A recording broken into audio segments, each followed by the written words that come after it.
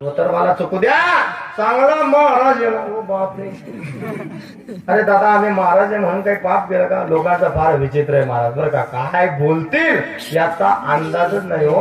एका आता सप्ताहाचा कार्यक्रम असला काय होतं रामकृष्ण महाराज, सप्ताह असला बरं का किसन बाबा, सप्ताह असला म्हणजे सगळी कलाकार मंडळी असते आणि कीर्तनकार आला म्हणजे नुकताच हरिपाठ झालेला असतो आणि सगळे जमून एका ठिकाणी जेवणाला फिक्स असतं. मग ती जेवणाच्या सेवेधाऱ्याकडे जेवणाला जातात आणि चालता चालता एका उंच ओट्यावरून एका माणसानं मला जोरात आवाज दिला, म्हणे जय हरिओम जगद्गुरु. कोणाला? मी आजूबाजू पाहिलं, म्हटलं का हो आपल्याला तर कोणी जगद्गुरु म्हटलं, पण म्हणे महाराज तुम्ही. म्हटलं मी. त्यांना मी हात जोडले, म्हटलं काका जगद्गुरुची माझी लायकी नाही, कारण या विश्वाच्या पाठीवर जगद्गुरु तीनच झाले. किती? तीन. कोण कोण?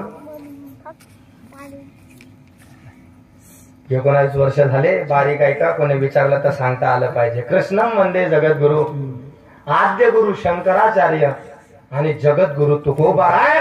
या तीन जगद्गुरु नंतर जगद्गुरु होणं शक्य नाही. ते तीन जगद्गुरु नंतर हा मला जगद्गुरु म्हटला, मला टेन्शन पडलं. म्हटलं का हो मी जगद्गुरु, म्हटलं माझी तेवढी पात्रता नाही. जेवायला तर गेलो महाराज, पण ऐका ना, सुंदर जेवण होतं, वरणपोळीचं जेवण होतं, मिरच्यांची भाजी होती, बटाट्याची भाजी होती, जिलेबी होती.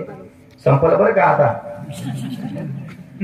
गोड जेवण होतं बरं का. आज पोट भरून जेवलो गोपाल महाराज मी, पण त्या दिवशी तो मालूट मला जगद्गुरु म्हटला, मला जेवणच गेलं नाही हो. तिकडनं परत आलो, माझं चित लागत नव्हतं, त्याचे पाय धरले. म्हटलं काका माझी तेवढी पात्रता नाही, मी जगद्गुरुच्या लायकीचा नाही. तो मला म्हटला, म्हणे महाराज मी तुमच्यासारखा जगद्गुरु आजपर्यंत पाहिला नाही. म्हटलं का हो काका ठीक आहे, मी जगद्गुरु तर जगद्गुरु, पण ऐका ना माझ्यामध्ये तुम्हाला असा कोणता गुण दिसला की तुम्ही मला जगद्गुरु म्हणता? तो मला म्हटला, म्हणे महाराज तुम्ही जगना पैसावर जगतोस. म्हणजे किती अवघड आहे आता, फार अवघड आहे महाराज बरं का. विचित्र काम आहे हो लोकांचं, काय बोलतील याचा भरोसा नाही. बरं महाराज तुम्हाला एक सांगतो, हे